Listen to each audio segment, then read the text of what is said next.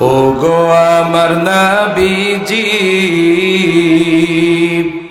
তোমার জন্য কাঁদি, তোমায় ভালোবাসি। ও গো আমার নবীজি, তোমার জন্য কাঁদি, তোমায় ভালোবাসি। একবার দেখা দাও না গো, একবার দেখা দাও না গো, স্বপ্নে হলেও আসি, নয়ন জলে ভাসি, তোমায় ভালোবাসি। ও গো আমার নবীজি, তোমার জন্য কাঁদি, তোমায় ভালোবাসি। এই পৃথিবীতে যার যত ক্ষমতা থাকুক, এই পৃথিবীতে মানুষ ক্ষমতার বাহাদুরিতে অনেক কিছু করতে পারে, কথা বলেন ঠিক কিনা? এই পৃথিবীতে মানুষ ক্ষমতার বাহাদুরি দেখাতে যাইয়া ক্ষমতা আছে তাই চোখের ইশারায় ধর্ষণের সেঞ্চুরিকারীকে বাঁচাই দিতে পারে, কথা বলেন, কথা বলেন। আবার ক্ষমতা আছে তাই 50টি বছর যিনি কোরআনের কথা বললেন গোটা পৃথিবীতে, যার হাতে হাত রেখে অসংখ্য হিন্দু কালেমা পড়ে মুসলমান হয়েছে, ক্ষমতা আছে তাই নির্দোষে নিরপরাধে একজন হক্কানি আলেমকে ধর্ষণের মামলা দিয়া জেলখানার ভিতরে 12টি বছর ঢুকায় রেখেছে, কথা বলেন, কথা বলেন ঠিক কিনা? আরেকটু জোরে বলেন ঠিক কিনা? তিরমিজি শরীফের হাদিসে আল্লাহ রাসূল সাল্লাল্লাহু আলাইহি ওয়াসাল্লাম বলেছেন, যে ব্যক্তি যে কাজটি করে নাই ওই কাজটি ওই ব্যক্তির উপরে চাপিয়ে দিবে যে ওই ব্যক্তির ওই কাজ না করা পর্যন্ত মৃত্যু হবে না। কথা কি বুঝতে পেরেছেন? নির্দোষ নিরপরাধ কোরআনের ময়না পাখিকে যেই দিন ধর্ষণের মিথ্যা মামলা দিয়া যারাই জেলখানার ভিতরে ঢুকিয়েছিল, বাংলাদেশের শিশু থেকে বৃদ্ধ পর্যন্ত সবার কাছে প্রমাণ হয়ে গিয়েছে তারাই ধর্ষণের সেঞ্চুরি করে, কথা বলেন ঠিক কিনা? শুধু তাই নয় আমার ভাইয়েরা, যেই দিন যেই কারণে কোরআনের ময়না পাখিকে জেলখানার ভিতরে ধর্ষণের মিথ্যা মামলা দিয়ে ঢোকানো হয়েছিল, আজকে বাংলাদেশের ঘরে ঘরে সেই ধর্ষণ কাল হয়ে দাঁড়িয়েছে, কথা বলেন ঠিক কিনা? আমার ভাইরা, আল্লাহ আছে না নাই? জোরে বলেন আল্লাহ আছে না নাই?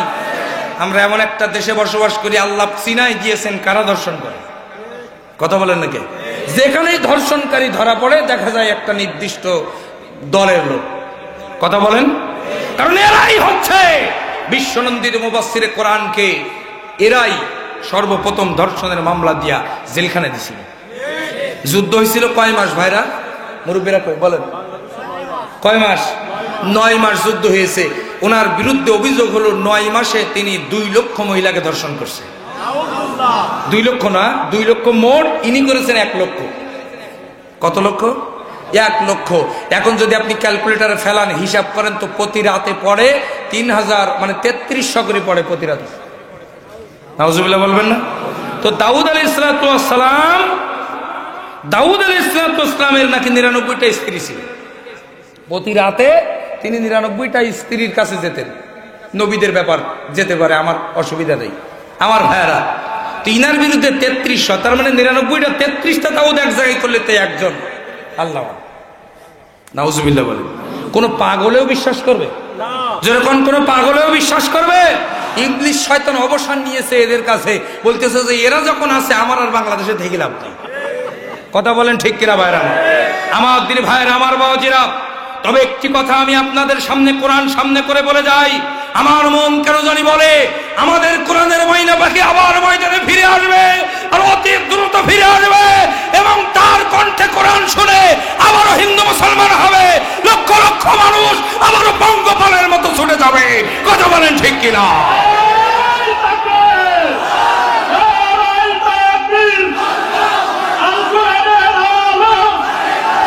আমার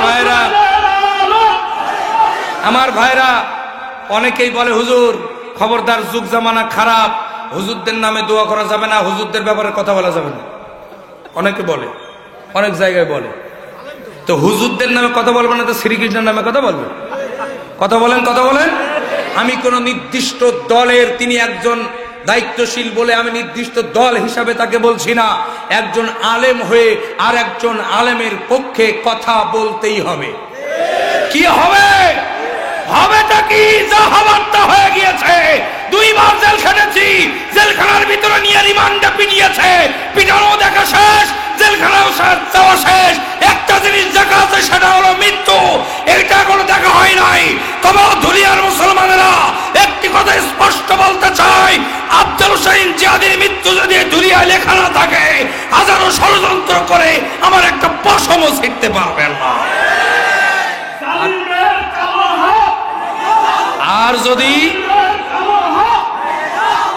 আর যদি আমার ভাইরা মৃত্যু লেখা থাকে তো এমনিতে সিচুয়ে শুয়ে থাকবো, ইন্না লিল্লাহি ওয়া ইন্না ইলাইহি রাজিউন, নাকি বলে? কেউ আটকাইতে পারবে না। সুতরাং কার ভয়ে হক কথা গোপন করব?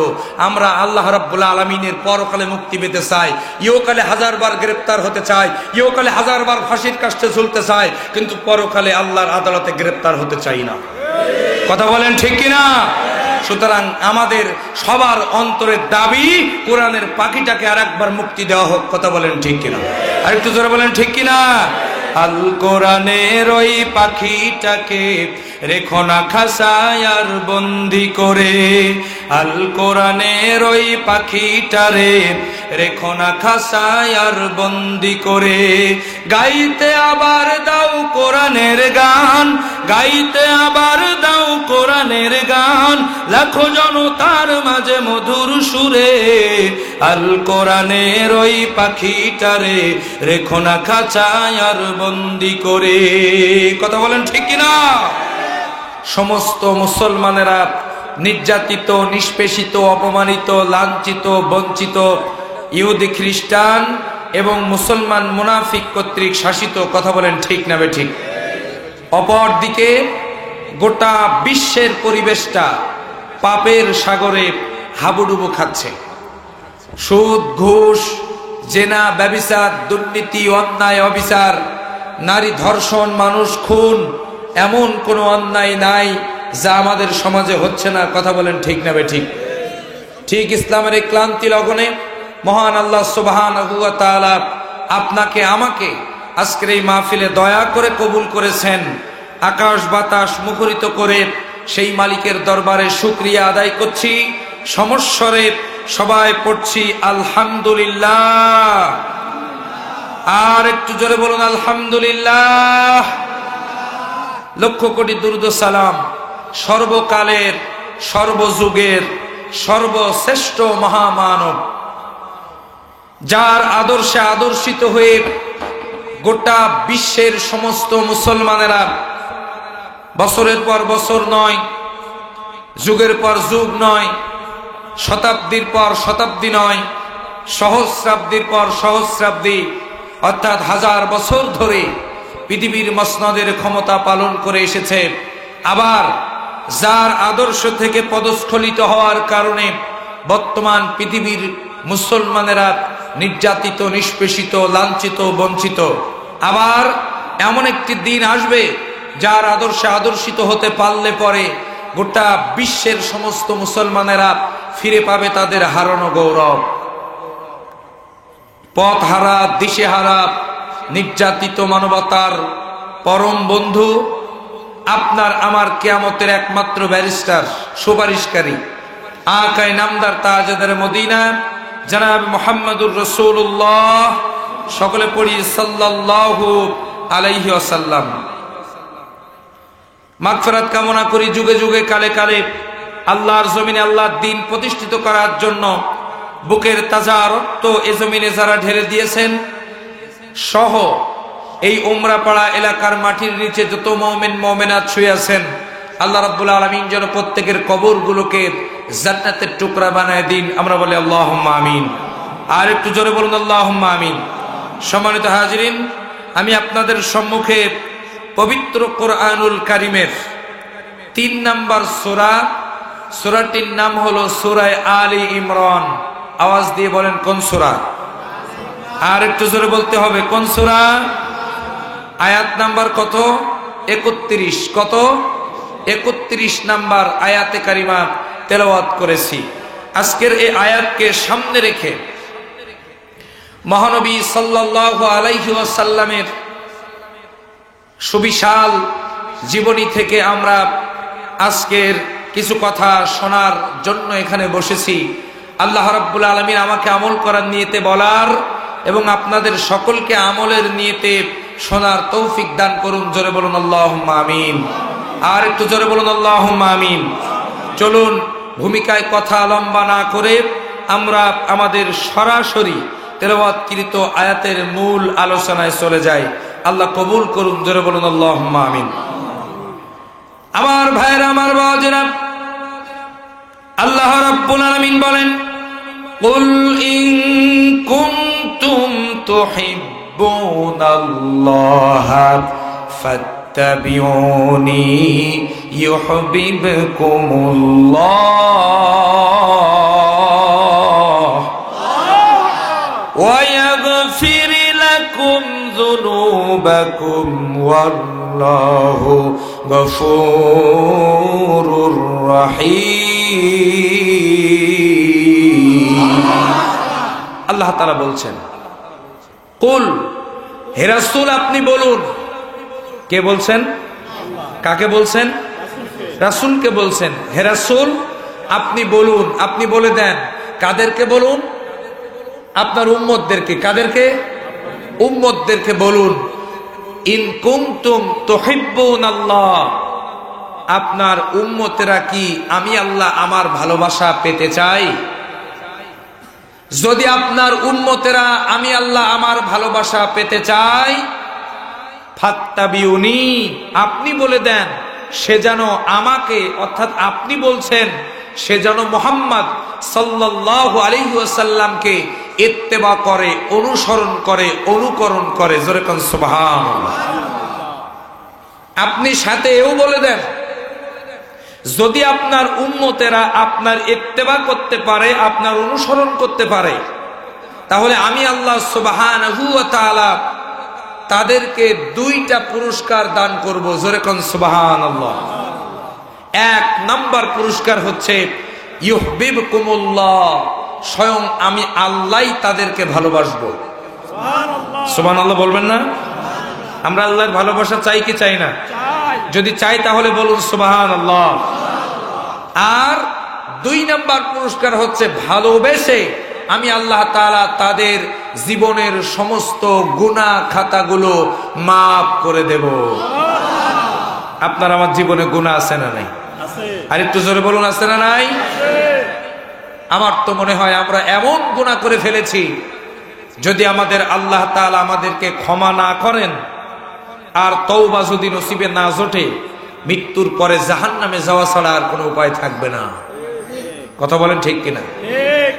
আল্লাহ বলছেন আমার রাসূলের ইত্তেবা করবা, জীবনের সব গুনাহ মাফ। যুনুবাকুম, বহু বছর, 1টা 2টা গুনাহ না, জীবনের যত গুনাহ আছে সব গুনাহ আমি আল্লাহ তাআলা মাফ করে দেব। সুবহানাল্লাহ। আল্লাহু গফুরুর রহিম, আর আমি আল্লাহই হলাম সর্বোত্তম ক্ষমাকারী। সুবহানাল্লাহ বলেন। শুধু সর্বোত্তম ক্ষমাকারী তা নয়, আমি আল্লাহ সুবহানাহু ওয়া তাআলা হচ্ছি একমাত্র ক্ষমাকারী। সুবহানাল্লাহ বলেন। আর একটু জোরে বলেন।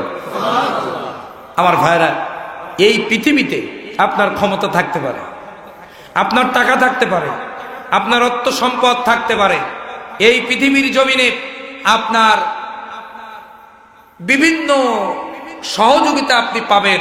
আপনি যদি মামলায় পড়েন, কোর্টে উকিল আছে। আপনি যদি অর্থনৈতিক সমস্যায় পড়েন, তাহলে আপনাকে অর্থনৈতিকভাবে সহযোগিতা করা হবে টাকা দিয়ে। আপনার সমস্ত ক্ষমতা, আপনার সমস্ত টাকা, আপনার সমস্ত দুনিয়ার সব সম্পদ যদি আপনি কারো নামে লিখে দেন, আপনি কোনো প্রধানমন্ত্রী, কোনো প্রেসিডেন্টের নামে যদি আপনি লিখে দেন, তাহলে বলুন এই পৃথিবীর মানুষ ক্ষমতার বাহাদুরিতে অনেক কিছু করতে পারে, কিন্তু আপনার জীবনের একটি গুনাহ মাফ করে দেওয়ার ক্ষমতা পৃথিবীর কারো নাই। কথা বলেন, একমাত্র কে পারে? আরেকটু জোরে বলেন, কে পারে? আল্লাহ পারে। সেই আল্লাহ বলছেন সত্য একটা, পুরস্কার দুইটা। সুবহানাল্লাহ বলবেন না? এক নাম্বার সত্য একটি, সত্য হচ্ছে ইত্তেবা করো আমার নবীর, আমি দুইটা পুরস্কার দেব। আমি আল্লাহ ভালোবাসবো এবং ভালোবেসে জীবনের সব গুনাহ মাফ করে দেবো। জোরে কোন সুবহানাল্লাহ। আমার দিনী ভাইয়েরা, আমার বাবাজিরা, এখন আসুন এই ইত্তেবা করতে গেলে আপনাকে আমাকে কি কি কাজ করা লাগবে এটা আমরা আজকে জানবো ইনশাআল্লাহ। বিশ্বনবী জনাবে মুহাম্মদুর রাসূলুল্লাহ সাল্লাল্লাহু আলাইহি সাল্লামকে যদি আপনি প্রকৃত অর্থে ইত্তেবা করতে চান, অনুসরণ করতে চান, তাহলে আপনাকে আমাকে দুইটি কাজ করতে হবে। কয়টি কাজ? আরেকটু জোরে বলেন। সাতক্ষীরার মুসলমানদের আওয়াজ এত কম হলে তো হবে না, একটু আওয়াজ করে বলেন কয়টা। আর একটু জোরে বলেন কয়টা। দুইটা কাজ। এই দুইটা কাজ কি কি এইটা আমরা শুনবো, এরপরে আমলের সিদ্ধান্ত নিয়ে বাড়ি যাব ইনশাআল্লাহ। জোরে বলুন ইনশাআল্লাহ। সম্মানিত ভাইয়েরা আমার, তাহলে আমাদের আজকের আলোচনার মূল বিষয় হচ্ছে আল্লাহর বিশ্বনবীর জনাবে মুহাম্মদ রাসূলুল্লাহ সাল্লাল্লাহু আলাইহি ওয়াসাল্লামের ইত্তেবা বা অনুসরণের মাধ্যম বা কর্মসূচি কাজ কয়টা? আরেকটু জোরে বলতে হবে কয়টা? দুইটা। এই দুইটা কর্মসূচি আমি বলবো। তার আগে আসুন কোন নবীর ইত্তেবা আমরা করব, কোন নবীর অনুসরণ আমরা করব, এটাও জানার দরকার আমাদের আছে না নাই? জোরে বলুন আছে না নাই? আমার দিনী ভাইরা, চলুন বিশ্বনবী কেমন নবী এটা বোঝানোর জন্য তিনটি বিষয় আমি আপনাদেরকে টাচ করতে চাই, আপনাদের মাঝে উপস্থাপন করতে চাই। কয়টি বিষয়? আর একটু জোরে বলেন কয়টা? তিনটা। তাহলে কেমন নবী এটা বুঝতে তিনটা পয়েন্ট, আর অনুসরণের জন্য কাজ দুইটা। তাহলে 3 আর 2 কত হলো? 5। সংক্ষেপে 5টি পয়েন্টের আলোচনা শুনবো, এরপরে আমলের সিদ্ধান্ত নিয়ে দোয়া করে বাড়ি যাব ইনশাআল্লাহ। আমরা এখন মূল আলোচনায় প্রবেশ করছি। অনুরোধ করব, এখনো পর্যন্ত যারা বসে আছেন বাজার ঘাটে এখানে ওখানে ঘোরাফেরা করছেন, রাস্তাঘাটে ঘোরাফেরা করছেন, আজকের এই মাহফিল আপনার আমার জীবনের শেষ মাহফিল হয়ে যেতে পারে। আজকের এই মাহফিল আপনার আমার জীবনের নাজাতের উসিলা হয়ে যেতে পারে কি পারে না? জোরে বলেন পারে কি না? আমার দিনী ভাইরা, আমার বাবাজিরা, আজকের যদি এই মসজিদে কোরআনের এই মাহফিল না দিয়ে পাশের কোনো মাঠে যদি গান দেওয়া হতো, জায়গা ধরতো? কথা বলেন না কেন? জায়গা ধরতো? শুধু জায়গা ধরতো না তা নয়, অনেক দাঁড়িয়েলা টুপিওয়ালারা যদি 500 টাকার টিকিট দেওয়া হতো, তাও 500 টাকার টিকিট দিয়ে সামনের কাতারে যে হুমড়ি খেয়ে পড়তো। কথা বলেন ঠিক কিনা? কিন্তু দুঃখজনক হলেও সত্য, কোরআনের মাহফিল এখনো পর্যন্ত ফাঁকা। কথা বলেন। এজন্য আমি অনুরোধ করব, আজকের এই মাহফিল এর চাইতে সুন্দর জায়গা পৃথিবীতে আর হতে পারে না। আমার নবীজি বলেছেন, যেখানে কোরআনের আলোচনা হয় ওই জায়গাটা সাধারণ জায়গা থাকে না, ওই জায়গাটা হচ্ছে জান্নাতের বাগানে পরিণত হয়ে যায়। সুবহানাল্লাহ বলবেন না? শুধু তাই নয়, পৃথিবীর সর্বশ্রেষ্ঠ জায়গা মসজিদ, আর পৃথিবীর সবচেয়ে নিকৃষ্ট জায়গা হচ্ছে বাজার। সুতরাং আমি অনুরোধ করব, যারা নিজেকে মুসলমান দাবি করেন, বিশ্বনবীর উম্মত দাবি করেন, জন্মসূত্রে হলেও মুসলমান, আপনারা যদি নিজেকে মুসলমান দাবি করেন, নিকৃষ্ট জায়গায় আপনারা থাকতে পারেন না। সুতরাং জরুরি কাজ মিটিয়ে যত দ্রুত সম্ভব কোরআনের প্যান্ডেলে চলে আসুন। কথা বলেন ঠিক না বেঠিক? তাহলে পয়েন্ট কয়টা? 5টা। আমার নবী কেমন নবী এটা বুঝতে হলে কয়টা পয়েন্ট? 3টা পয়েন্ট। চলুন এটা আগে জেনে আসি, তারপরে আমার নবীকে অনুসরণ করতে হলে কি কি করা লাগবে, 2টা কাজ করতে হবে, সেটা জানবো ইনশাল্লাহ। আল্লাহ আমাদের সকলকে আমলের নিয়তে শোনার তৌফিক দান করুন। জোরে বলুন আল্লাহুম্মা আমিন। আমার দিনী ভাইয়েরা, আমার বাবাজিরা, আমি আপনাদের সম্মুখে সর্বপ্রথম আমার নবীজি কেমন নবী এটা যদি বোঝাতে চাই, তাহলে সর্বপ্রথম আমার নবী, বিশ্ব নবী জনাবে মুহাম্মদ রাসূলুল্লাহ সাল্লাল্লাহু আলাইহি সাল্লামের সৌন্দর্য কেমন ছিল, চেহারা কেমন ছিল, আমার নবীর জামাল কেমন ছিল, এইটা বর্ণনা করব। তার কারণ হলো, এই পৃথিবীতে মানুষ মানুষকে ভালোবাসে, 1 নাম্বার সর্বোত্তম সর্বশ্রেষ্ঠ কারণ হচ্ছে মানুষ মানুষের সৌন্দর্যের প্রেমে পড়ে যায়। কথা বলেন। আপনি যদি একটা যুবককে শোনেন যে তুমি এই মেয়েটাকে ভালোবাসো কেন, বলবে হুজুর ওর চাইতে সুন্দর মেয়ে পৃথিবীতে আর নেই। কথা বলেন আছে না নাই? এরকম আছে না নাই? আমার দিনী ভাইয়েরা, আমার বাবাজিরা, তার মানে বোঝা গেল এই পৃথিবীতে মানুষ মানুষকে ভালোবাসে, প্রথম কারণ হলো সৌন্দর্য দেখে ভালোবাসে। এবার লক্ষ্য করেন, সৌন্দর্য দেখে যদি কাউকে ভালোবাসতে হয়, এই পৃথিবীতে কেবলমাত্র শুধুমাত্র সব ভালোবাসা পাওয়ার একমাত্র দাবিদার তিনি হচ্ছেন আপনার আমার কলিজার টুকরা নবী, বিশ্ব নবী জনাব মুহাম্মদুর রাসূলুল্লাহ। কারণ আল্লাহর ফ্যাক্টরি থেকে আজ পর্যন্ত বিশ্বনবীর মতো সুন্দর মানুষ পৃথিবীতে আসে নাই, কিয়ামত পর্যন্ত পৃথিবীতে আসবে না। চিৎকার দিয়ে বলুন সুবহানাল্লাহ। সম্মানিত ভাইরা আমার নবীর চেহারা কত সুন্দর ছিল, আমার নবীর সৌন্দর্য কত বেশি ছিল, চলুন আমরা হাদিস থেকে জেনে নেই। আল্লাহর নবী বিশ্বনবী জনাব মুহাম্মদ রাসূলুল্লাহ সাল্লাল্লাহু আলাইহি সাল্লামের চেহারার বর্ণনা দিতে গিয়ে শামাইলে তিরমিজির ভিতরে হাদিস উল্লেখ হয়েছে, আমার নবীজির ঘাড় বাবরি চুল ছিল। যেরকম কেমন চুল? একটু কথা বলেন, কেমন চুল? ঘাড় বাবরি চুল ছিল। আমার ভাইরা, চুল রাখার পদ্ধতি হলো তিনটা। জোরে বলেন কয়টা? আরেকটু জোরে বলতে হবে, কয়টা? তিনটা। ও যুবকেরা কান খাড়া করে শোনো। এক নাম্বার হলো টোটাল মাথায় একই রকম রাখাই। দেখেন আমার দিকে তাকান, এটা হলো এক নাম্বার। দুই নাম্বার হলো একেবারে মাথার কোন জায়গায় চুল না থাকা, তার মানে হচ্ছে একেবারে টাক হওয়া, নেড়া হওয়া। তিন নাম্বার হলো ঘাড় বাবরি চুল রাখা। এই তিন পদ্ধতির বাইরে কোনো চুল রাখা জায়েজ নেই। আর আমাদের যুবকেরা আজকের বাজারে যেই বলে আমার সালমান খান দাও, কথা বলেন না কেন? আর একটু জোরে বলেন ঠিক কিনা? আমার শাহরুখ খান দাও, কেউ বলে আমার মেসি দাও, কেউ বলে আমার নেইমার দাও। কথা বলেন আছে না নাই? জোরে বলেন আছে না নাই? আমার নবী বলছেন যারা কুজা করবে, কুজা কি করবে? কুজা অর্থাৎ এই চারিপাশ থেকে কেলাইয়া মাথার উপরে রাখবে তালের পাতা মতো। কেমন? তাল গাছের মতো রাখবে, দুই সাইডে নাই, মাথার মাঝখানে। তিনতলা, চারতলা, পাঁচতলা, এমনকি চুল কেটে বাড়ি নাম্বার, রোড নাম্বার, এগুলো টেলিফোন নাম্বার এগুলো লিখে রাখছে।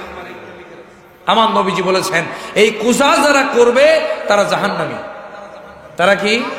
যেরকম তারা কি? জাহান্নামী। আর আল্লাহ রাসূল অন্য হাদিসে বলছেন সর্বক্ষণিক তাদের কবিরা গুনাহ হয় যারা চুল এই কাটিং করে কাটে। নাউজুবিল্লাহ বলেন। তাহলে ও যুবকেরা, আজকে যদি বিশ্বনবীকে ভালোবেসে থাকো, এই সিরাত মাহফিল তোমার জীবনের জন্য নাজাতের ওসিলা হবে তখন যখনই তুমি বিশ্বনবীর স্টাইলে চুল কাটার সিদ্ধান্ত নিবা। কথা বলেন ঠিক কিনা? আমার দিনী ভাইয়েরা, যে কথা বলছিলাম, আমার নবী বিশ্বনবীর ঘাড় বাবড়ি চুল ছিল। হাদিস শরীফের ভিতরে এসেছে চুলগুলো যখন ঘাড়ের উপরে পেঁচায় থাকতো, চুলগুলো যখন ঘাড়ের উপরে দোলা হয়ে থাকতো, ঠিক তখন দূর থেকে তাকিয়ে দেখলে মনে হতো তাজা গোলাপ ফুল যেন আমার নবীর ঘাড়ের উপরে ফুটে আছে।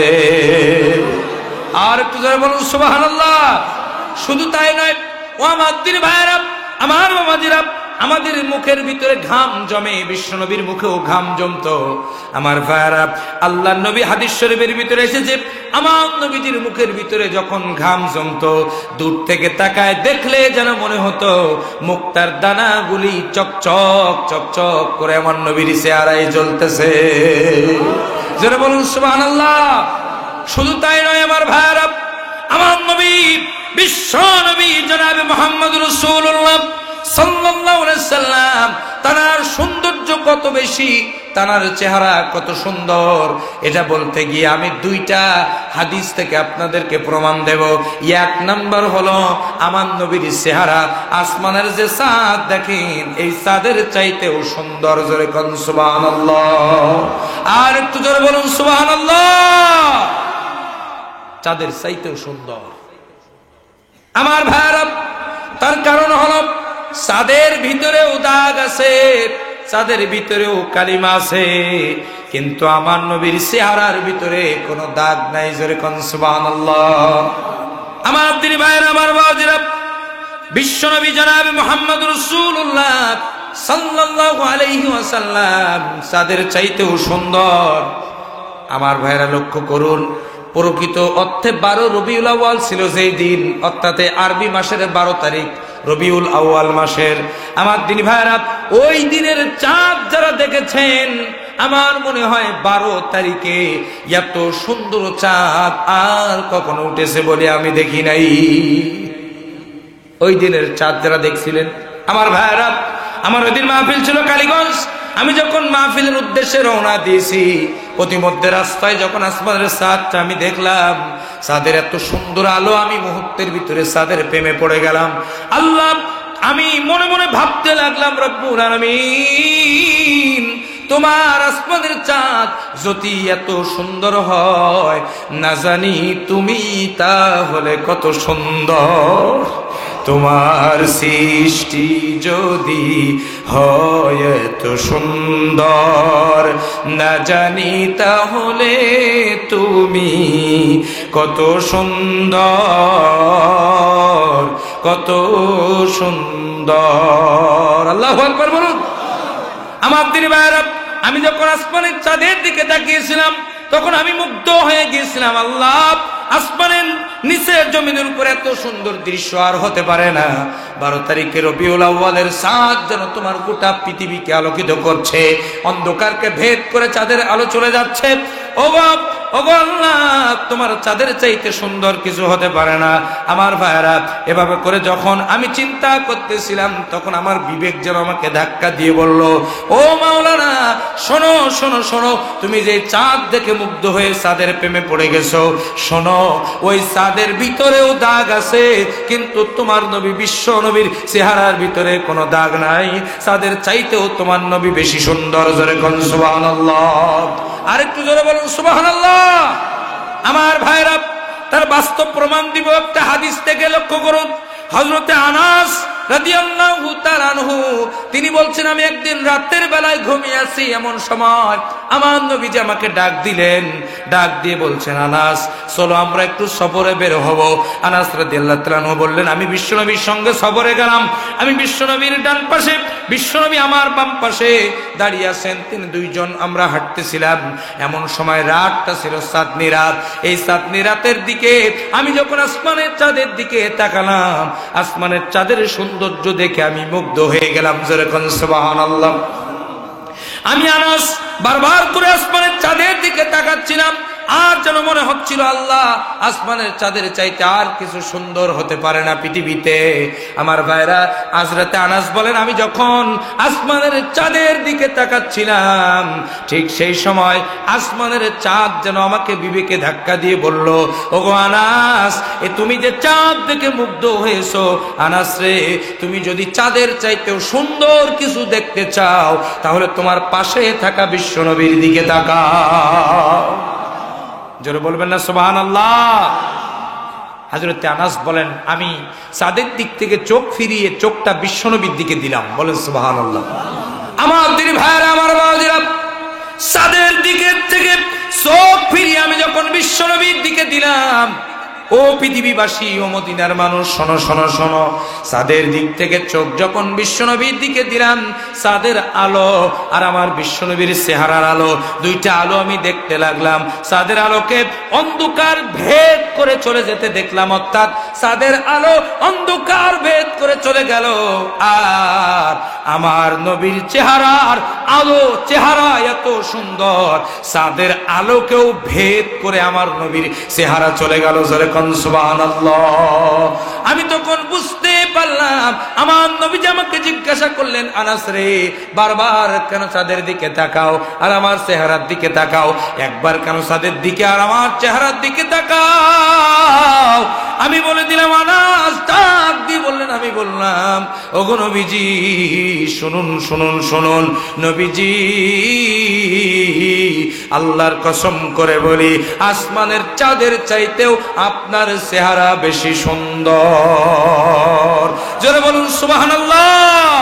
চাঁদের চেয়ে সুন্দর তুমি, নবী আমার সাল্লি আলা। বলেন, চাঁদের চেয়ে সুন্দর তুমি, নবী আমার সাল্লি আলা। দিকে দিকে রাসূল তোমার, দিকে দিকে রাসূল তোমার, প্যারা হাবিব আল্লাহ তাআলা। চাঁদের চেয়ে সুন্দর তুমি, নবী আমার সাল্লি আলা। সুবহানাল্লাহ বলবেন না? আমার নবীজি চাঁদের চাইতেও সুন্দর, জোরে কোন সুবহানাল্লাহ। আমার দিনী ভাইরা, এবার লক্ষ্য করুন আমার নবীজির চেহারা কত সুন্দর। আর একটা হাদিস থেকে আমি বর্ণনা দিয়ে 2 নাম্বার পয়েন্টে যাব। আমার দিনী ভাইরা, মসজিদে নববী যারা হজ করেছেন তারা দেখেছেন মসজিদে নববীর গেটের কাছে একটা জায়গা আছে, যেই জায়গাটির নাম হলো আহলে সুফা। কি নাম? ঘুম আসতেছে আপনাদের? বলেন কি নাম? আহলে সুফা। আহলে সুফার ভিতরে বিশ্বনবীর সময়ে 70 জন সাহাবী ছিল। জোরে কোন কতজন? আর একটু জোরে বলুন কতজন? 70 জন সাহাবী ছিল। এই সাহাবী কারা? এই সাহাবী হচ্ছে তারা দিন প্রতিষ্ঠার আন্দোলন করতে গিয়া, আল্লাহর নবীর কালেমা গ্রহণ করতে গিয়া যারা বাড়ি ছেড়েছেন, ঘর ছেড়েছেন, আমার দিনী ভাইরা এরপরে পরিবারকে ছেড়েছেন, এরপরে তারা খাবার জুটতো না। সপ্তাহে একদিন, এমনও দিন গেছে সপ্তাহে একদিনও তাদের পেটে খাবার জোটে নাই। আমার ভাইরা, এরকম কিছু সংখ্যক সাহাবী, 70 জনের মতো সাহাবী আহলে সুফার ভিতরে থাকতেন। সপ্তাহে 4 দিন 5 দিন চলে গিয়েছে, তাদের খাবার হয় নাই। শুধু তাই নয় আমার ভাইরা, এমনকি কেউ যদি কোনো হাদিয়া তোফা দিত তাহলে তাদের খাওয়া হতো, না হলে খাওয়া হতো না। আমার দিনী ভাইরা, এই আহলে সুফার ভিতরে সর্বোত্তম উন্নত মানের সাহাবী একজন ছিলেন, তার নাম হচ্ছে, এই পৃথিবীতে হাদিস গ্রন্থের ভিতরে সবচেয়ে বেশি হাদিস বর্ণনা করেছেন যিনি, হযরতে আবু হুরায়রা রাদিয়াল্লাহু তাআলা আনহু। তিনি জোরে জোরে বলুন সুবহানাল্লাহ। আমার দিনী ভাইরা, আমার বাবাজিরা, এবার কঠিন গভীর মনোযোগ দিয়ে আলোচনা শোনার চেষ্টা করুন। আমার ভাইরা, হযরত আবু হুরায়রা রাদিয়াল্লাহু তাআলা আনহু বলেন, ও মদিনার মানুষ, ও পৃথিবীর জনগণ, ও পৃথিবীর মানুষ, তোমরা শোনো, এমনও দিন গিয়েছে আহলে সুফায় যারা আমরা থাকতাম, 4 দিন 5 দিন পর্যন্ত আমাদের খাওয়া জুটতো না, খাওয়া হতো না। ও আল্লাহর নবীর সাহাবীরা, ও পৃথিবীবাসী, তোমরা শোনো, 4 দিন 5 দিন আমাদের ক্ষুধা যন্ত্রণায় ছটফট করতেছি, রাতের বেলাও ঘুম হয় না। কারণ হলো, পেটে যদি ক্ষুধা থাকে চোখে কিন্তু ঘুম আসে। যেরকম ঘুম আসে, আসে না? হযরত আবু হুরায়রা ডাক দিয়ে বললেন, ও পৃথিবীর মানুষ শোনো, 4 দিন 5 দিন ক্ষুধার যন্ত্রণায় ছটফট করতেছি। ছটফট করতে করতে আমাদের রাত্রি বেলা যখন ঘুম আসে না, রাত 2টা 3টার দিকে যখন আমরা মসজিদে নববীর ভিতরে তাহাজ্জুদের নামাজ পড়ার জন্য উঠতাম, ঠিক তখনই লক্ষ্য করে দেখতাম রাত 2টা 3টার দিকে আমার নবীজি তিনি হুজরাখানার মধ্য থেকে আমার নবী বিশ্বনবী জনাবে মুহাম্মদ রাসূলুল্লাহ সাল্লাল্লাহু আলাইহি সাল্লাম মসজিদে নববীর ভিতরে প্রবেশ করতেন আমার নবীজি তাহাজ্জুদের নামাজ আদায় করার জন্য। আমার ভাইরা, আবু হুরায়রা ডাক দিয়ে বলেন, ও পৃথিবীর মানুষ শোনো,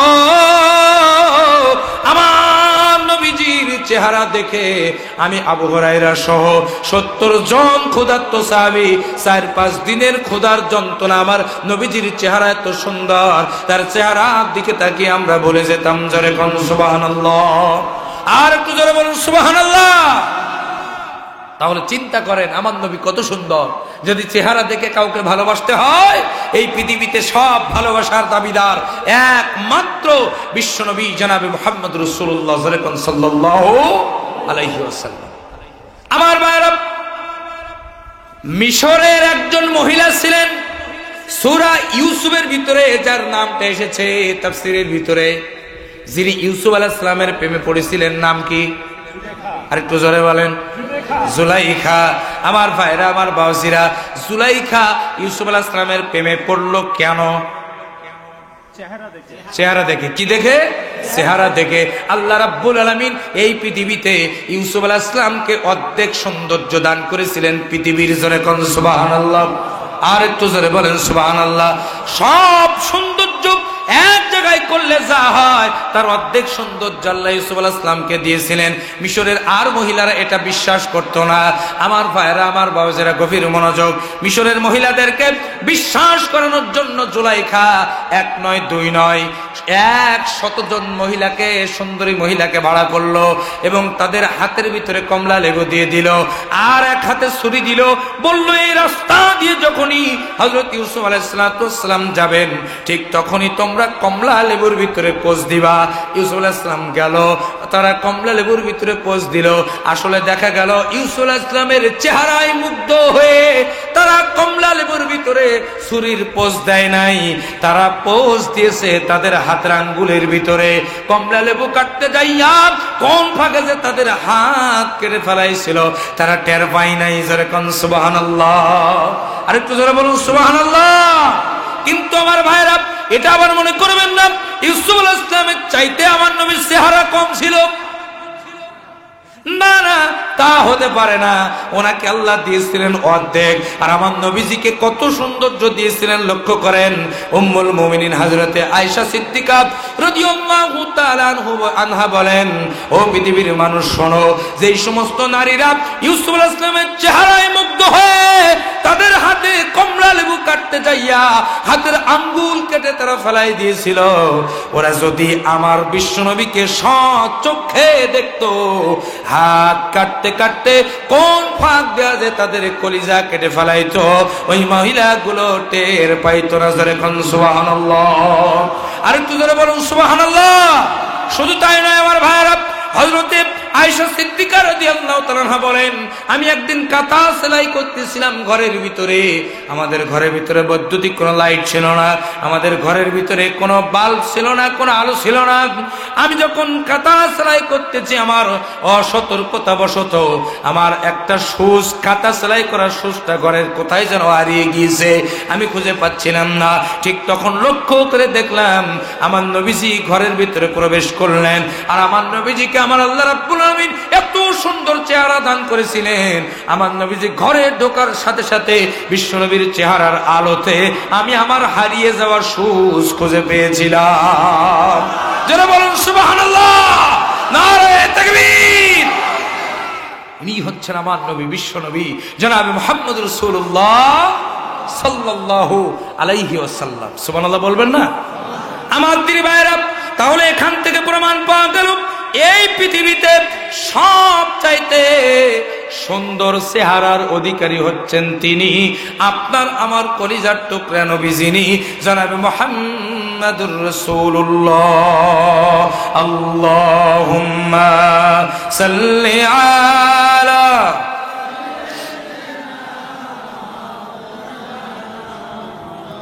ওয়া আলা আলি সাইয়্যিদিনা।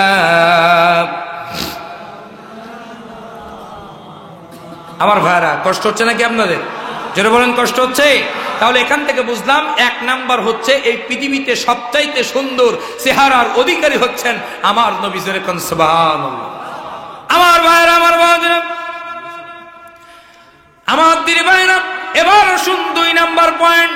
আমার নবী, বিশ্ব নবী জনাব মুহাম্মদ রাসূলুল্লাহ সাল্লাল্লাহু আলাইহি ওয়াসাল্লামের চরিত্রটা কেমন ছিল চলুন আমরা কোরআনুল কারীম থেকে জেনে আসি। আমার দিনী ভাইরা, 2 নাম্বার পয়েন্ট, আমার নবীর চরিত্র কেমন, একটুখানি গভীর মনোযোগ। আমার নবীর চরিত্র হলো এই পৃথিবীর সবচাইতে উন্নত মানের চরিত্র, যার চরিত্রের সার্টিফিকেট স্বয়ং আমার আল্লাহ প্রদান করেছেন। জোরে বলুন সুবহানাল্লাহ, আরেকটু জোরে বলুন সুবহানাল্লাহ। আল্লাহ রাব্বুল আলামিন পবিত্র কোরআনুল কারীমের সূরা কলামের 4 নম্বর আয়াতে কারিমার ভিতরে সুন্দর করে দুনিয়ার মানুষকে জানাই দিলেন, ও দুনিয়ার মানুষেরা শোনো, ওয়া ইন্নাকা লাআলা খুলুকিন আযীম।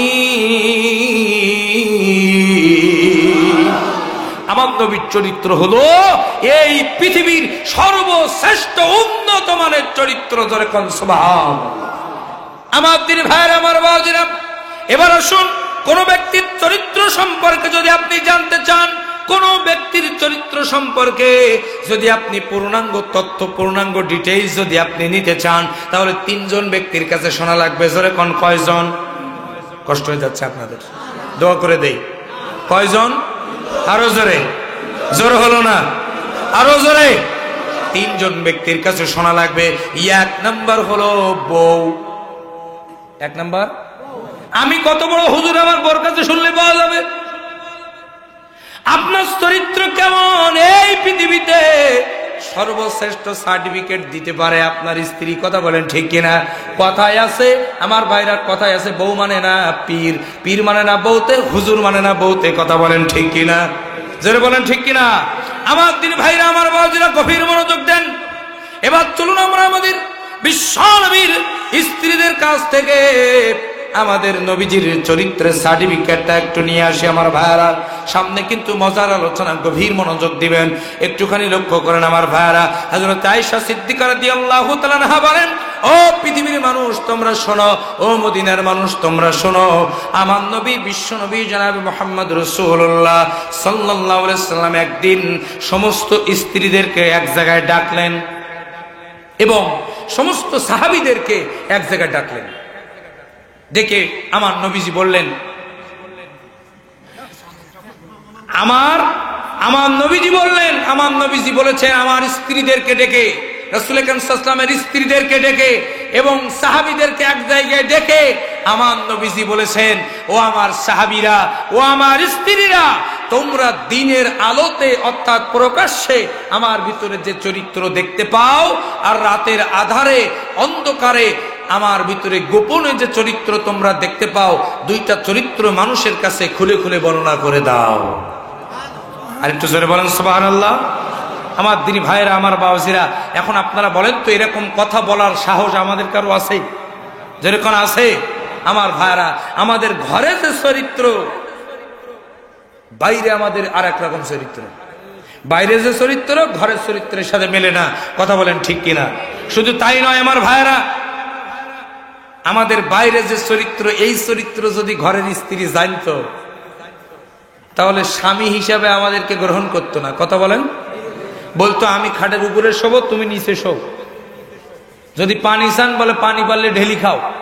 কথা বলেন ঠিক কিনা? আর ঘরে যে চরিত্র, এই চরিত্র যদি বাইরের মানুষ জানতো, তাহলে হুজুরগিরি ছুটোই দিত। কথা বলেন ঠিক কিনা? নেতাগিরি ছুটোই দিত। কথা বলেন ঠিক না ভাই? ঠিক। আমার দিনী ভাইরা, কিন্তু আমার নবীজি বলেছেন, আমার ঘরে যে চরিত্র, বাইরে যে চরিত্র, দুই চরিত্র মানুষের কাছে খুলে খুলে বর্ণনা করে দাও। সেরকম সুবহানাল্লাহ। আমার ভাইরা, গভীর মনোযোগ। আল্লাহর নবীর স্ত্রী হিসেবে সর্বোত্তম সার্টিফিকেট প্রদান করেছিলেন যিনি, নাম হলো তার হযরত খাদিজাতুল কুবরা রাদিয়াল্লাহু তাআলা আনহা। হযরত খাদিজাতুল কুবরার কাছে বিশ্বনবী যখন এসে বললেন, ওগো খাদিজা, আমার উপরে রিসালাত আল্লাহ দিয়েছেন, নবুয়ত দিয়েছেন, কোরআন নাজিল হয়েছে। কিছুক্ষণ আগে হযরত জিবরিল আমিন আলাইহিস সালাতু ওয়াস সালাম আমার উপরে ওহী করে গেলেন, আমি নবী হয়েছি, রাসূল হয়েছি। ওগো খাদিজা, আমি তোমার কাছে সর্বপ্রথম দাওয়াত দিলাম, তুমি দাওয়াত কবুল করবে কিনা বলো। আমার দিনের ভাইরা, এই পৃথিবীতে একজন স্ত্রী স্বামীর জন্য বড় জোর জীবন দিতে পারে, কিন্তু ঈমান আনতে পারে না। কিন্তু হযরত খাদিজাতুল কুবরা রাদিয়াল্লাহু তাআলা আনহা, যিনি বিশ্বনবী জনাবে মুহাম্মদ রাসূলুল্লাহ সাল্লাল্লাহু আলাইহি ওয়াসাল্লামের দাওয়াত পাওয়া মাত্রই কোনো প্রশ্ন করলেন না, কোনো শর্ত জুড়ে দিলেন না, সঙ্গে সঙ্গে হযরত খাদিজাতুল কুবরা পড়ে নিলেন, লা ইলাহা ইল্লাল্লাহু মুহাম্মাদুর রাসূলুল্লাহ। একটু জবান খুলে পড়েন, লা ইলাহা, জোরে লা ইলাহা,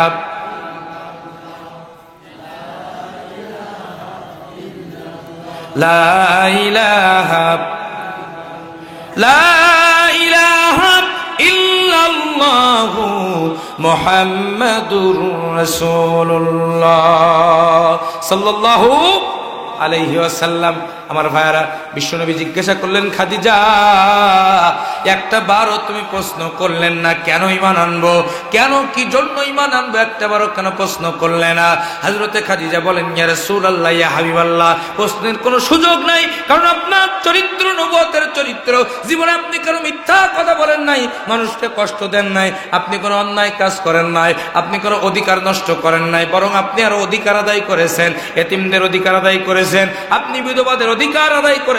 সুতরাং আপনার চরিত্র নবুয়তের চরিত্র। আমি খাদিজা আমার সব সম্পত্তি সহ আপনার কদম মুবারকে আমার নিজের জীবনকে উৎসর্গ করে দিলাম। যারা বলুন সুবহানাল্লাহ। আমার দিনী ভাইরা, শুধু তাই নয়, যার চরিত্রের সার্টিফিকেট স্বয়ং কে দিয়েছেন? জোরে বলেন কে দিয়েছেন? আমার দিনী ভাইয়েরা, আমার বাবাজিরা, যার চরিত্রের সার্টিফিকেট স্বয়ং আমার আল্লাহ দিয়েছেন। আমার দেশের কিছু নাস্তিক, কিছু বেঈমান টকশের ভিতরে বসে পুলিশ পাহারায় সেই নবীকে নারী রূপী চরিত্রহীন বলে গালি দিয়েছে। একটি কথা আজকের মাহফিল থেকে ব্যর্থহীন ভাষায় বলে দিতে চাই, তুমি পুলিশ পাহারায় ওই টেলিভিশনের মধ্যে টকশোর ভিতরে বসে আমার নবীকে গালি দাও কেন? তোর যদি বৈধ বাপের জন্ম দিয়ে থাকে, আমার মতো খোলা ময়দানে সাতক্ষীরার জমিনে এসে বিশ্বনবীকে গালি দিয়ে দেখ, সাতক্ষীরার জনগণ তো চামড়া তুলে লবণ লাগিয়ে দেবে। কথা বলেন আমার ভাইরা। আমাকে গালি দাও, আমি কিছু বলবো না। আমার বাবাকে গালি দাও, আমি কিছু বলবো না। আমার দলকে গালি দাও, আমি কিছু বলবো না। আমার মাকে গালি দাও, আমি কিছু বলবো না। কিন্তু একটি কথা স্পষ্ট জানিয়ে দিতে চাই, মুসলমানদের কলিজা আঘাত করবে না। মুসলমানের কলিজা হচ্ছে বিশ্বনবী। আমার নবীকে যদি ভবিষ্যতে কেউ গালি দেয়, তাহলে তার জিহ্বা টেনে কুত্তার খাদ্যে পরিণত করতে হবে। রাজি আছেন মুসলমানেরা? কারা কারা রাজি আছেন দুই হাত তুলে আল্লাহকে দেখান।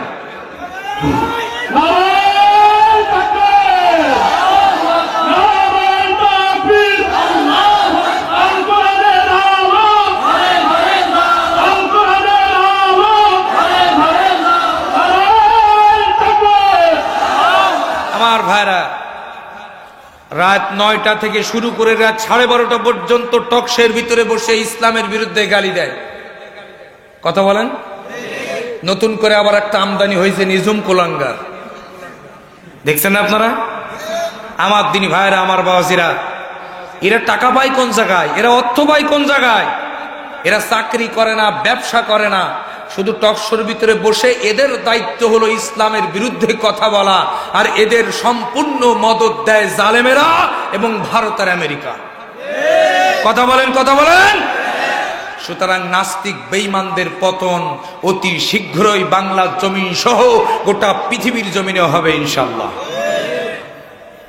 স্বৈরাচারেরা তাদের পতনের সব ছিদ্র বন্ধ করে, কিন্তু একটা ছিদ্র থাকে মনের অজান্তে, সেই ছিদ্র দিয়ে তাদের পতন হয়ে যায়। কথা বলেন, কথা বলেন। নাস্তিক বেঈমানেরা মনে করো না বাংলাদেশের মুসলমানেরা এখনো জীবিত নাই। বাংলাদেশের মুসলমানেরা এখনো জীবিত আছে। এটা শাহজালালের জমিন, এটা শাহ মাকতুমের জমিন, এটা খান জাহান আলীর জমিন, এটা আল্লামা সাইদির জমিন। এই জমিনে নাস্তিক বেঈমানদের একটি এজেন্ডা বাস্তবায়ন করতে দেওয়া হবে না, হবে না, হবে না। কথা বলেন, কথা বলেন, ঠিক কিনা আমার ভাইরা? ঠিক কিনা বলেন? সম্মানিত হাজিরিন, লক্ষ্য করুন, এই মুসলমানেরা আজকের চুপ করে বসে আছে বলে নাস্তিক বেঈমানেরা মনে করছে যে মুসলমানেরা আর কখনো জাগবে না। মুসলমানেরা যেই দিন জাগবে, মুসলমানেরা যেই দিন ঐক্যবদ্ধ হবে, নাস্তিক বেঈমানেরা পালানোর জন্য কাপড় চোপড় নেওয়ার সুযোগ পাবে না। কথা বলেন, ঠিক আছে না নাই? আমার দিনী ভাইরা, এবার লক্ষ্য করুন আমার ভাইরা, কারো চরিত্র সম্পর্কে যদি আপনি জানতে চান, তাহলে 2 নাম্বার খাদেমের কাছে শুনলে পাওয়া যাবে এই লোকটার চরিত্র কেমন। আপনার খেতে যে ব্যক্তিটা জন দেয়, কাজ করে, এই ব্যক্তিটার কাছে, শ্রমিকের কাছে শুনলে পাওয়া যাবে যে মালিক কেমন। কথা বলেন, ঠিক কিনা আমার দিনী ভাইরা, আমার বাবাজিরা, গভীর মনোযোগ। এবার চলুন আমার বিশ্বনবীর 2 জন খাদেমের কাছ থেকে আমার নবীজির সম্পর্কে সার্টিফিকেট নিয়ে আসি। 1 নাম্বার খাদেম হলো হযরতে যায়েদ রাদিয়াল্লাহু তাআলা আনহু। যায়েদ ছিলেন ছোট মানুষ। খেলা করতে করতে যায়েদ ছোট্ট মানুষ, খেলা করতে করতে পথ ভুলিয়ে হারিয়ে গিয়েছে। আর কপাল কত ভালো যায়েদের, আমার আল্লাহ তাআলা যায়েদকে আমার নবীজির দরবারে তুলে দিয়েছেন। যেরকম সুবহানাল্লাহ। আমার দিনী ভাইরা, আমার বাবাজিরা, গভীর মনোযোগ সহকারে আলোচনা শোনার চেষ্টা করেন। দীর্ঘ 12টি বছর বিশ্বনবীর খেদমত করার পর জাহেদের পরিবার জানতে পারলো জাহেদ বিশ্বনবীর কাছে আছে, জাহেদ আল্লাহ রাসূলের দরবারে আছে। জাহেদের আব্বা এবং জাহেদের চাচা চলে আসলো, এসে বললেন, ইয়া রাসূলুল্লাহ, ইয়া হাবিবাল্লাহ, আমরা অনেক দূর থেকে এসেছি নবীজি, আমরা জানতে পেরেছি আমাদের জাহেদ নাকি আপনার কাছে আছে, আমরা তাকে নিয়ে যেতে চাই। আমি হলাম জাহেদের আব্বা আর উনি হলেন জাহেদের চাচা। আমার ভাইরা, আমার বাবাজিরা, গভীর মনোযোগ দেন। আল্লাহ রাব্বুল আলামিনের হাবিব বলেন, আমার জায়েদ যদি তোমাদেরকে চিনতে পারে আর তোমাদের কাছে যদি যেতে চায় তাহলে আমার কোনো আপত্তি নাই, আর জায়েদ যদি তোমাদেরকে চিনতে না পারে আর তোমাদের কাছে যদি যেতে না চায় তাহলে আমি জোর করে ঠেলেও দিতে পারি না, আমি তেমন লোক নই। যেরকম সুবহানাল্লাহ। জায়েদকে ডাকা হলো, জায়েদ এসে বলতেছেন, ইয়া রাসূলুল্লাহ, ইয়া হাবিবাল্লাহ, হ্যাঁ ইনি আমার চাচা, ইনি আমার আব্বা। জায়েদের আব্বা বলে, জায়েদ রে, চলো বাড়ি যাই, তোমার মা তোমার জন্য কেঁদে কেঁদে হয়রান হয়ে গেছে। ওগো জায়েদ, চলো, পৃথিবীতে আমাদের নামে যত সম্পত্তি আছে সমস্ত সম্পত্তি তোমার নামে লিখে দেওয়া হবে। জায়েদ, চলো বাড়ি যাই। হযরত জায়েদ রাদিয়াল্লাহু তাআলা আনহু বলেন, ওগো আমার আব্বা, ওগো আমার চাচা, শোনো, তোমরা কান খাড়া করে রাখো শুনিয়া, তোমাদের নামে যত সম্পত্তি আছে সব সুদ্ধা, তামাম দুনিয়ার সব সম্পত্তি যদি আমি জায়েদ আমার নামে লিখে দেওয়া হয়, শুধু তাই নয়, আসমানের চাঁদটা ডান হাতে আর আসমানের সূর্যটা যদি আমার বাম হাতেও এনে দেওয়া হয়, তারপরেও আমি বিশ্বনবীর কদম মোবারকে থেকে, বিশ্বনবীর কাছ থেকে যে ব্যবহার পেয়েছি, আমি মৃত্যু পর্যন্ত বিশ্বনবীর কদম ছেড়ে যেতে পারবো না। জোরে বলুন সুবহানাল্লাহ। আমার ভাইরা, হযরত আনাস রাদিয়াল্লাহু তাআলা 2 নাম্বার খাদেম, 10 বছর বিশ্বনবীর খেদমত করেছেন। হযরত আনাস বলেন, আমি যখন বিশ্বনবীর খেদমতের ভিতরে নিয়োজিত হলাম প্রথম, তখন আমার বয়স হলো মাত্র 8 বছর। কত বছর? তা 8 বছর বয়সে একটা ছোট্ট বাচ্চা কতটুকু বুঝ তার হয়? আমার দিন ভাইরা, আমার বাবাজিরা, হযরত আনাস রাদিয়াল্লাহু তাআলা বলেন, আমি যখন 8 বছর বয়সে বিশ্বনবীর খেদমতের ভিতরে নিয়োজিত হলাম, কোনো কাজ আমি ঠিক মতো করতে পারতাম না। আমার নবীজি যদি বলতেন ঠান্ডা পানি এনে দিতে, আমি গরম পানি এনে দিতাম। আমার নবীজি যদি বলতেন যে বিছানাটা বিছাতে, আমি বিছানাটা উঠাই ফেলতাম। এভাবে করে সব কাজে আমি ভুল করে ফেলতাম। আমার ভাইয়েরা, আমার বাবাজিরা, বিশ্বনবী জনাবে মুহাম্মদ রাসূলুল্লাহ সাল্লাল্লাহু আলাইহি ওয়াসাল্লাম সম্পর্কে কি সার্টিফিকেট দিচ্ছে হযরত আনাস রাদিয়াল্লাহু তাআলা আনহু ডাক দিয়ে বলেন, আমি এত ভুল করার পরেও আমার নবীজি একটা দিনের জন্য বলেন নাই, জায়েদ রে, ও আনাস, এই কাজটা করেছো কেন আর এই কাজটা করো নাই কেন, একটা দিনের জন্য ধমক দিয়ে কথা বলেন নাই। জোরে বলুন সুবহানাল্লাহ। ইনি হচ্ছেন উন্নত মানের চরিত্র। জোরে কোন সুবহান।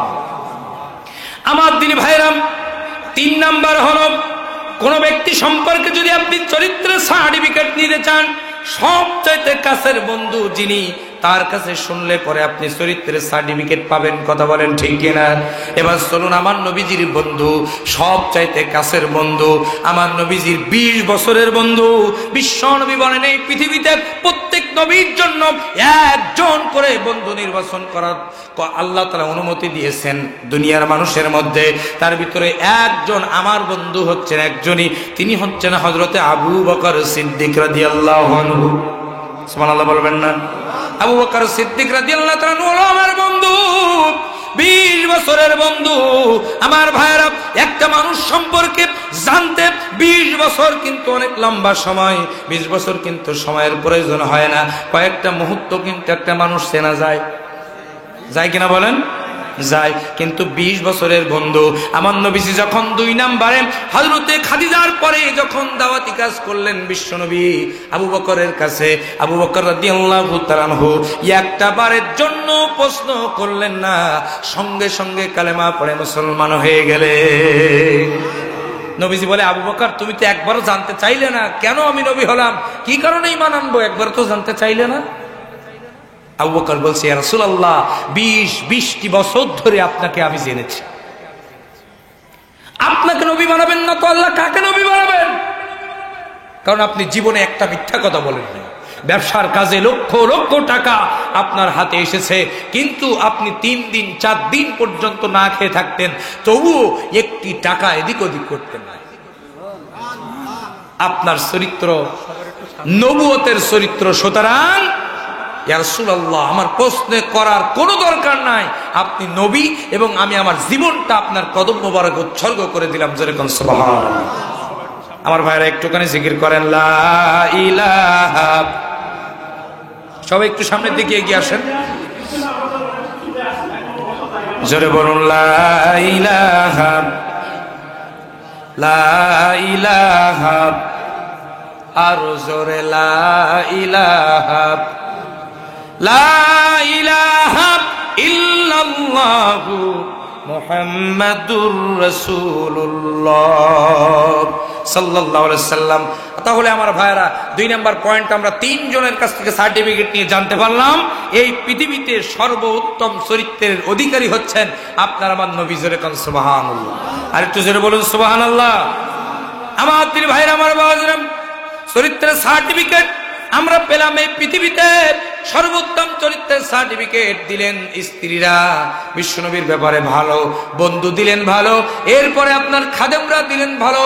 আমরা এবার যাব 3 নম্বর পয়েন্ট। 3 নম্বর পয়েন্ট হচ্ছে আমার আল্লাহ রাব্বুল আলামিন আমার নবীকে কত সম্মান করতেন, অর্থাৎ আমার নবীর সম্মান কত, কোন নবীর ইত্তেবা আমরা করব, কোন নবীর আদর্শ অনুসরণ আমরা করব, এই নবীর সম্মান কত বেশি আমাদের জানার দরকার আছে না নাই? আরেকটু জোরে বলেন আছে না নাই? আমার দিন ভাইরা, আমার বাবাজিরা, গভীর মনোযোগ। আমার আল্লাহ রাব্বুল আলামিন পবিত্র কুরআনুল কারীমের ভিতরে 1 নয় 2 নয় 25 জন নবীর নাম কুরআনুল কারীমের ভিতরে এসেছে। জোরে কোন কতজন? আরেকটু জোরে বলেন। কষ্ট হচ্ছে আপনাদের? দোয়া করে দেব নাকি? একটু আওয়াজ করে বলেন কতজন? আরেকটু জোরে বলেন কতজন? 25 জন নবীর নাম কুরআনুল কারীমের ভিতরে আল্লাহ রাব্বুল আলামিন নিয়ে আসলেন। আমার ভাইরা, এই কুরআনুল কারীম গবেষণা করে আমি একটা জিনিস দেখেছি, সেটি হলো এই 25 জন নবীর মধ্য থেকে একজন নবীকে বাদ দিয়া বাকি 24 জন নবীকে আল্লাহ যখনই ডাকার প্রয়োজন মনে করেছেন, তখনই নাম ধরে ধরে ডাক দিয়েছেন। যেমন ইয়া আদম, ইয়া মূসা, ইয়া ঈসা, ইয়া হারুন, ইয়া ইব্রাহিম, ইয়া ইসমাইল, ইয়া হুদ, ইয়া সালেহ, ইয়া ইদ্রিস, এভাবে করে 25 জন নবীকে আল্লাহ তাআলা 24 জন নবীকে নাম ধরে ডাক দিয়েছেন। কিন্তু আমার নবী কেমন নবী, গোটা কুরআনুল কারীম যদি আপনি গবেষণা করেন, কোথাও আপনি দেখাতে পারবেন না আমার নবীজিকে আমার আল্লাহ তাআলা ইয়া মুহাম্মদ অর্থাৎ নাম ধরে ডাক দিয়েছেন, কোথাও ডাকেন নাই। জোরে বলুন সুবহানাল্লাহ। আরেকটু জোরে বলুন সুবহানাল্লাহ। শুধু তাই নয়, আমার আল্লাহ রাব্বুল আলামিন কুরআনুল কারীমের ভিতরে বলছেন, ও পৃথিবীর মানুষ শোনো, আমি আল্লাহ তাআলা নিজে আমার নবীজিকে নাম ধরে ডাকি নাই, তোমরাও যেন খবরদার কোনদিন আমার নবীজিকে নাম ধরে ডাকাডাকি করবা না। আমরা পরস্পরকে নাম ধরে ডাকি কিনা? কথা বলেন, ডাকি কিনা? এই আব্দুল্লাহ, এই আব্দুর রহমান, এই রহিম, এই আব্দুল করিম, এরকম ডাকি কিনা? বলেন যেরকম ডাকি কিনা? আল্লাহ রাব্বুল আলামিন নিষেধ করে বলছেন সূরা নূর আয়াত নাম্বার 63, আল্লাহ রাব্বুল আলামিন বলেন, লা তাজআলু দুআ আর-রাসূলি বাইনাকুম কাদুআই বাযিকুম বাযা। চিৎকার দিয়ে বলুন আল্লাহু আকবার। আল্লাহ বলছেন, ও পৃথিবীর মানুষ শোনো, তোমরা যেমন পরস্পরকে নাম ধরে ডাকাডাকি করো, শোনো আমার নবীজিকে খবরদার মুহাম্মদ এভাবে নাম ধরে ডাকাডাকি করো না। যখনই আমার নবীর নাম আসবে তখনই পড়বা সাল্লাল্লাহু আলাইহি ওয়াসাল্লাম, না হলে ধ্বংস হয়ে যাবা। সুবহানাল্লাহ বলবেন না? আর একটু জোরে বলুন সুবহানাল্লাহ। আমার দিনী ভাইরা, আমার বাবাজিরা, গভীর মনোযোগ। এবার লক্ষ্য করেন আমার নবীজির সম্মান কত বেশি, একটুখানি তাকান। আল্লাহর নবী, বিশ্ব নবী জনাব মুহাম্মদ রাসূলুল্লাহ সাল্লাল্লাহু আলাইহি সাল্লাম মসজিদে নববীর ভিতরে বসে আছেন, সাহাবায়ে কেরামও বসা। আল্লাহর নবী কথা বলতেছেন, সাহাবায়ে কেরাম তারাও কথা বলতেছেন।